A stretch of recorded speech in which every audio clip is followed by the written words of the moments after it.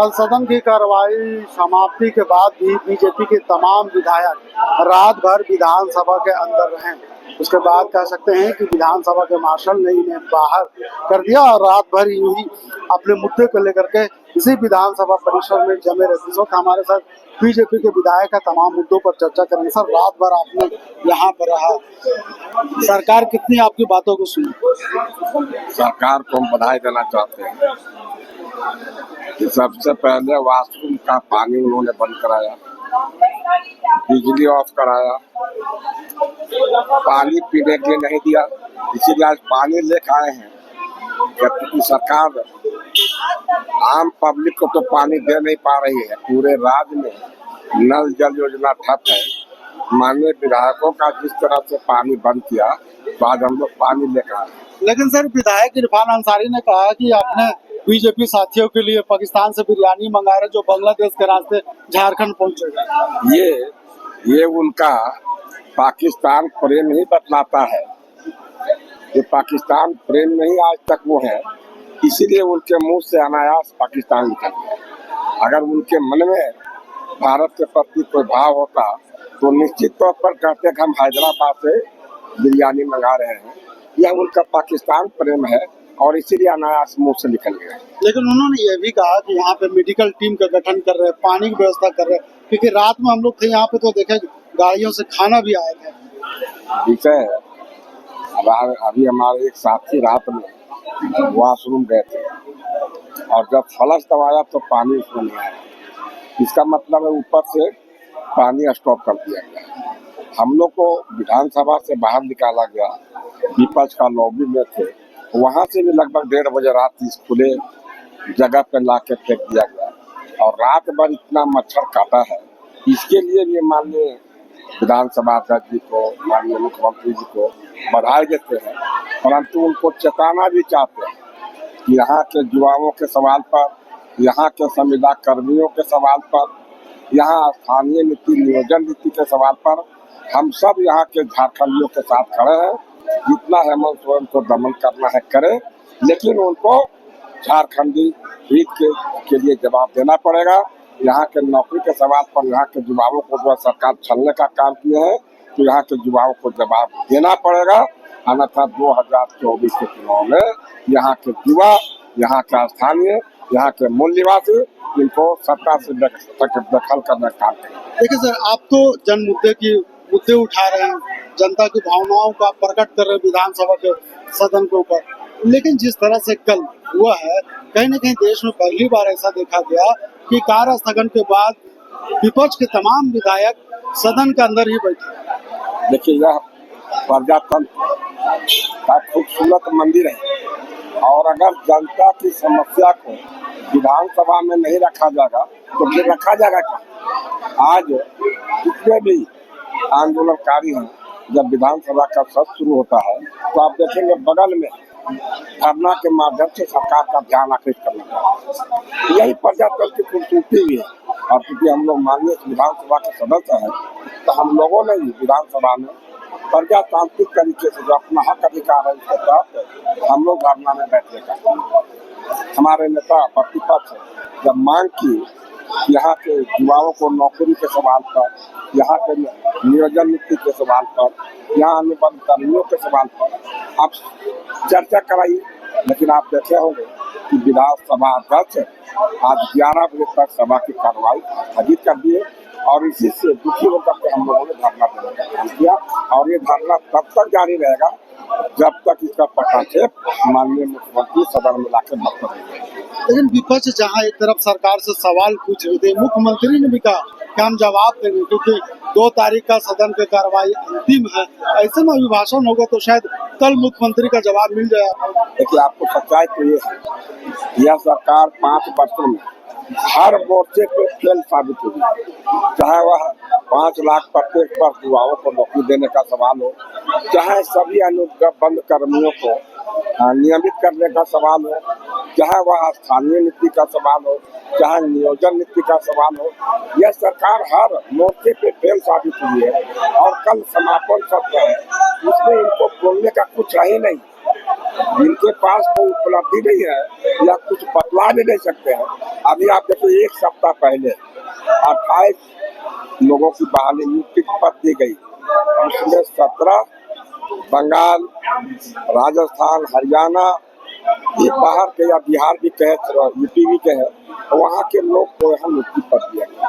बात जिस वादे के साथ आए थे कि हम यहाँ के झारखंडियों को, यहाँ के बेरोजगारों को नौकरी देंगे, तो क्या यही नौकरी दे रहे हैं? और आखिर किस नीति के तहत आप दे रहे हैं? जब रघुवर दास जी थे तो कटक प्रदेश 1985 रखा गया था, आप सबको पता है।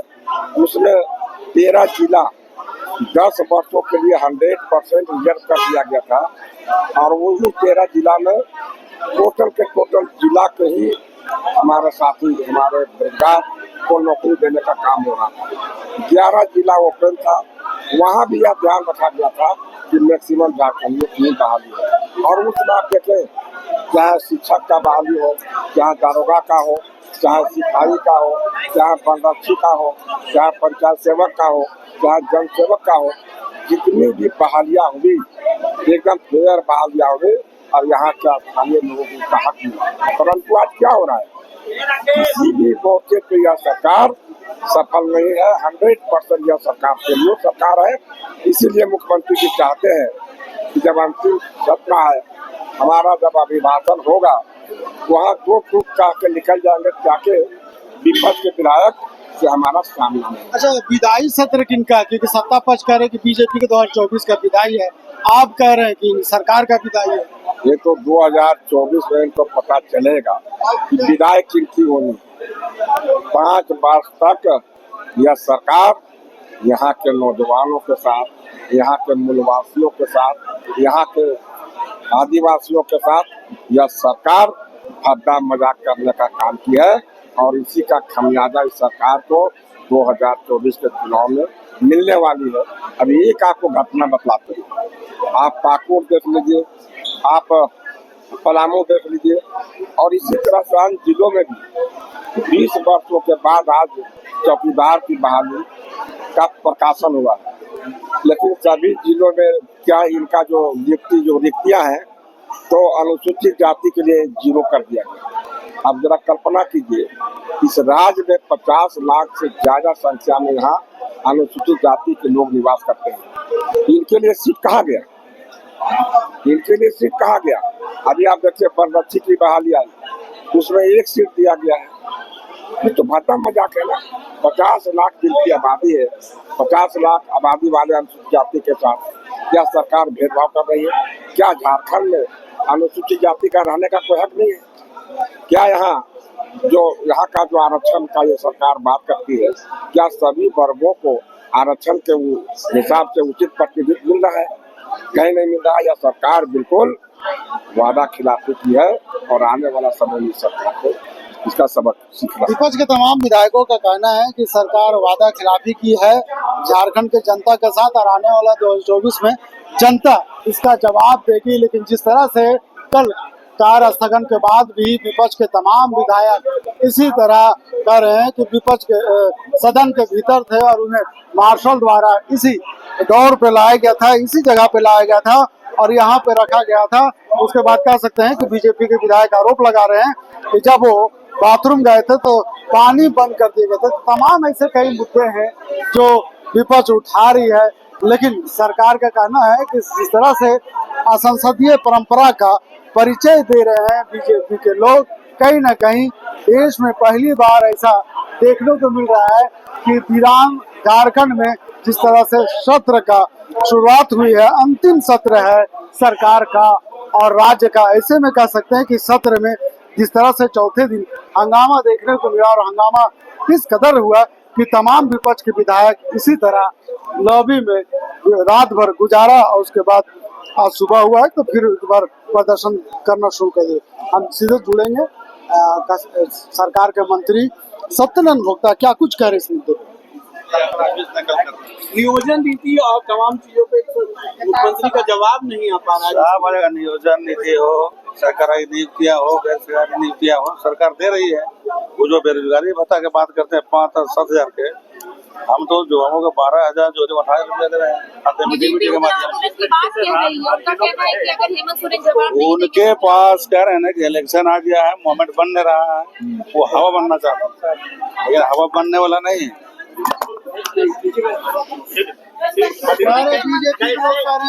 कैसे मनाएंगे बीजेपी के विधायक? कैसे मनाएंगे? मनाना क्या है, इन लोगों को काम ही नहीं है, क्योंकि 5 साल सरकार में पहले थे कोई काम किए नहीं, अब फिर करेंगे नहीं।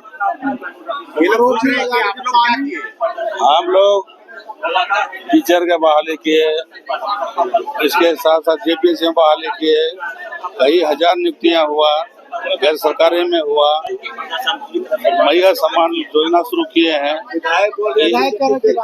रात भर गुजारने के बाद और मजबूत हो गए हैं।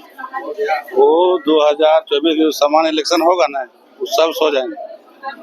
मंत्री जी कल के प्रदर्शन तमाम ऐसे मुद्दे हैं, एक तरफ जहां विपक्ष सरकार पे आरोप लगा रही है, वहीं दूसरी तरफ सरकार के लोग कह रहे हैं, सरकार के मंत्री कह रहे हैं कि जब समय आ गया तो सारे लोग जाग जाएंगे, सुधर जाएंगे। तो तमाम ऐसे मुद्दे हैं, एक तरफ जहां सरकार जनता के हित के कार्य करने की बात करे, वहीं तरफ हम आपको दिखा रहे हैं कि सरकार के सत्ता पक्ष में शामिल जो कांग्रेस के विधायक है नेहा शिल्पी, वो एक बार फिर से सदन के बाहर सरना धर्म कोड को लेकर के प्रदर्शन करते हुए नजर आए।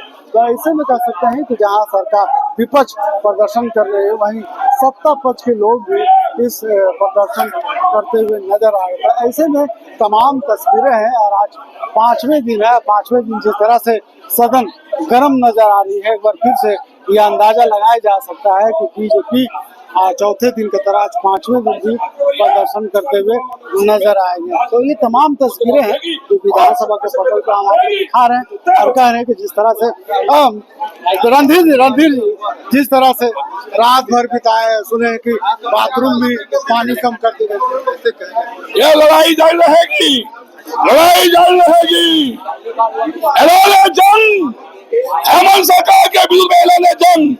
राज्य के युवाओं का रोजगार का मुद्दा है, किसानों का मुद्दा है, बेरोजगारों का मुद्दा है, किसान मित्र का मुद्दा है, सैया बहनों का मुद्दा है, सैया बहनों का मुद्दा है, पार्टी भाइयों का मुद्दा है, आंगनबाड़ी सेविका सहायिका का मुद्दा है, पोषण सखी बहनों का मुद्दा है, तेजस्वी बहनों का मुद्दा है, सहायक पुलिसकर्मी का मुद्दा है, अनुबंध कर्मचारी का मुद्दा है, हमारे मनरेगा कर्मी का मुद्दा है, हमारे राज्य के मनरेगा कर्मियों के साथ साथ जितने भी सरकारी कर्मचारी का मुद्दा है, ये सारे मुद्दे, महिला सखी मंडल का मुद्दा है, SLPS बहनों का मुद्दा है, ये सारे मुद्दे को लेकर भारतीय जनता पार्टी ने जंग छेड़ दिया है।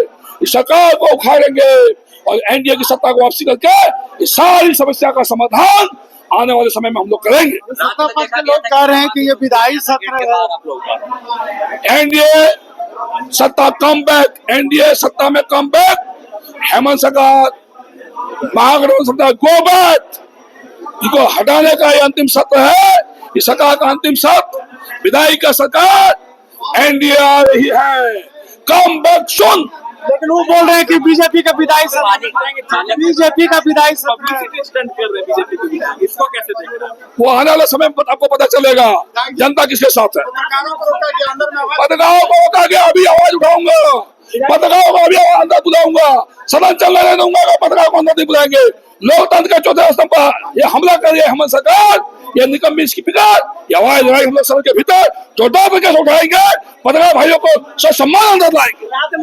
चलिए, तो तमाम ऐसे मुद्दे हैं जो विधानसभा के बाहर आपने देखा कि किस तरह से ये बीजेपी के विधायक सरकार के खिलाफ गर्म नजर आ रहे हैं और कह रहे हैं कि ये जो सत्र है अंतिम सत्र है, यानी हेमंत सोरेन का विधायी सत्र और बीजेपी का कमिंग सत्र है। तो ऐसे में कह सकते हैं कि बीजेपी के तमाम विधायक रात भर बिताने के बाद जब सुबह हुआ तो सत्र के जब विधानसभा की कार्रवाई शुरू हुई तो विधानसभा के सदन के बाहर तमाम विपक्ष के लोग सरकार के खिलाफ प्रदर्शन करते हुए नजर आ रहे हैं। जिस तरह से कल हंगामेदार सदन रहा, आज भी उम्मीद जताया जा सकता है कि आज भी सदन हंगामेदार हो सकता है। अपने सहयोगी और याद के साथ मैं नौशाद, कोलांचल सभा, रांची।